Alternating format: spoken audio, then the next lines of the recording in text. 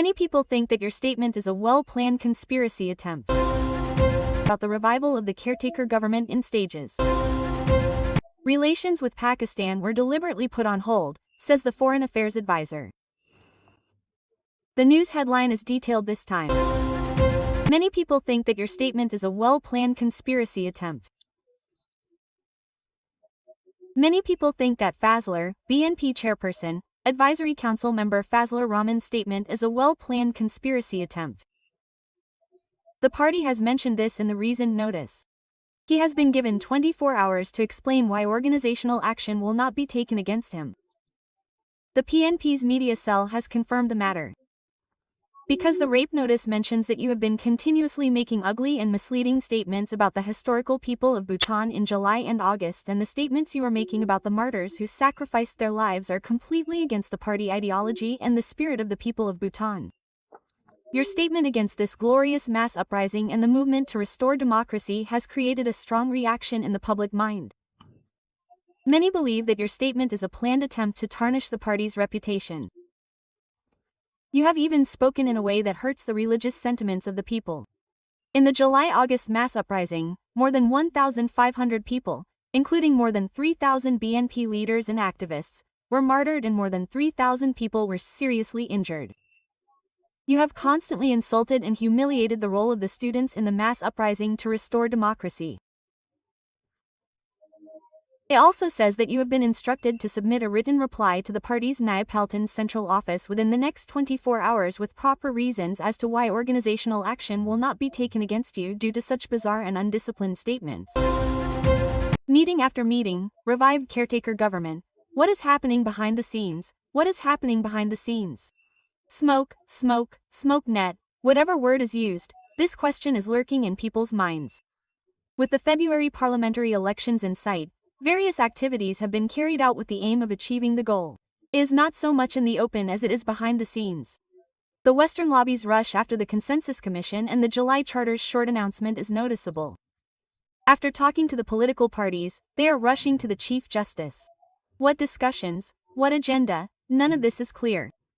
In the meantime, on the night of August 18th, two influential advisors of the interim government and representatives of the National Consensus Commission met with the Chief Justice at his residence. The advisors in the Consensus Commission met after the U.S. ambassador in charge and the British High Commissioner met with the Chief Justice. Two intelligence sources have confirmed this informal meeting with the Chief Justice. Sources say that Dr. Muhammad Yunus, the chief advisor on the question of the trilateral national parliament elections in February, is honored. The government is focused on how to present a good election in the current situation of the pillars of the state that Hasina has destroyed. The banned Awami League, India and a few political parties in the country that speak in a common voice are spreading confusion about the elections. Due to this, the chief advisor has to repeatedly clarify the issue of holding the elections within the announced time frame. A desperate effort is now underway to see how the relatively weak interim government will conduct elections acceptable to the world. Sheikh Hasina has abolished the caretaker government system to perpetuate her in power. After the fall of Hasina's regime on August 5, on December 17 last year, the High Court Division of the Supreme Court annulled two sections of the 15th Amendment Act to the Constitution. At the same time, it reinstated the provision of referendum in amending the Constitution and annulled four more sections of the law. On August 18 last year, a writ was filed in the High Court challenging the validity of the Fifth Amendment to the Constitution. Five prominent people including Nagoric editor Badial Alam Majumdar for good governance. The other four people are Tofail Ahmed, M. Hafizuddin Khan, Zabarul Haq Bhuiyan and Zahra Rahman. The High Court issued a rule asking why the Fifth Amendment to the Constitution would not be invalid after hearing the writ. Later, several parties including BNP, Jamaat, Insaniat, Biplab joined the hearing of the rule. On the other hand, last October, freedom fighter Muhammad Mofazal Hossain, a resident of Narayanpara, Nagaraninagar, filed a writ in the High Court regarding the validity of 17 sections of the Fifth Amendment Act. The above judgment came from the High Court Division in the wake of two separate writs. In addition, BNP Secretary General Mirza Fakhrul Islam Alamgir filed another petition in October last year seeking a review of the judgment given by the bench headed by Chief Justice Abm Khairul Haq, which annulled the Fifth Amendment. Earlier, five prominent citizens including Sujan editor Badial Alam Majumdar filed a review petition. On October 23, Jamaat leader Mia Ghulam Parwar filed another petition. The date for hearing that review is August 26. There is a section of those who are ignorant of the law that the caretaker government system has already been revived by the High Court's verdict. Another section says that Sheikh Hasina put a gun to the neck of the court and cancelled the caretaker government system.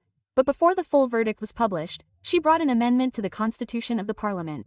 Therefore, the caretaker government system will not automatically return with the court's verdict. For this, a bill will have to be brought to parliament. The issue of caretaker revival will have to be done through parliament. The tripartite national parliament can rectify this with its practical effectiveness.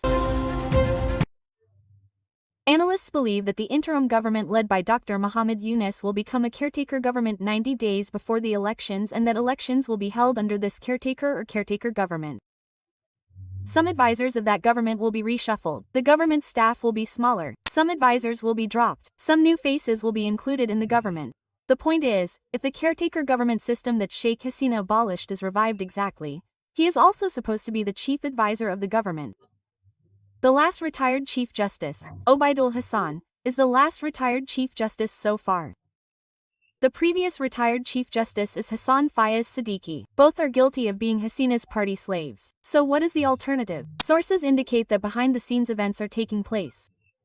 It is believed that if a caretaker government is formed, Professor Dr. Muhammad Yunus may step down from the post of Chief Advisor. According to the characteristics of the caretaker government, the last retiring Chief Justice may be the current Chief Justice Dr. Syed Rafat Ahmed. He has no party affiliation. He is scheduled to retire on December 28 this year after completing 67 years of age under normal rules. On the other hand, the caretaker government must be formed in November this year, 90 days before the elections. As such, Chief Justice Dr. Syed Rafat Ahmed cannot sit as the caretaker. The alternative is the voluntary resignation of the Chief Justice before the end of the term. In that case, Dr. Syed Rafat Ahmed can become the caretaker head of the government as the last retiring Chief Justice. On the other hand, Justice Muhammad Ashfaqul Islam of the Appellate Division may be appointed as the Chief Justice considering seniority. He is scheduled to retire on July 15, 2026. In this plan, domestic and foreign officials have met with him periodically to obtain the Chief Justice's principled consent. The interest of the West, including the United States, in the electoral system and good governance of Bangladesh democracy is always high. The geopolitical context, Indo-Pacific strategy, new polarization of India, China, and Russia all want the United States and Bangladesh to create a kind of influence. International interest in Bangladesh's electoral process is not new, but the timing of this activity is particularly significant. It is a reflection of the strategic economic interests of the United States as well as a message for the political parties of Bangladesh. Voter participation is the world's call for transparent and peaceful elections. Now Bangladesh is under pressure of expectations. Dr. Yunus needs support from within and outside the country to achieve the acceptance of the elections. Analysts consider this activity of diplomats significant for both reasons. If we look at the sequence of events, it can be seen that on August 15, the U.S. charged affairs to Bangladesh, Tracy and Jacobson, paid a courtesy call on the Chief Justice at his residence. On the night of August 18, two advisors to the interim government and the National Consensus Commission met with the Chief Justice at his residence. The meeting lasted from 10 p.m. for 2 hours. According to intelligence sources, at 10 p.m. that day, two unmarked cars of advisors entered the residence of the Chief Justice. In that car were Dr. Asif Nazrul, advisor to the interim government on law, justice and parliamentary affairs, Sadar Rizwana Hassan, advisor to the Ministry of Environment, Forest and Climate Affairs, Dr. Ali Riaz, vice president of the National Consensus Commission, and Monar Haider, special assistant to the chief advisor. Needless to say, the sources, known as the four Western lobbyists, claim that the meeting discussed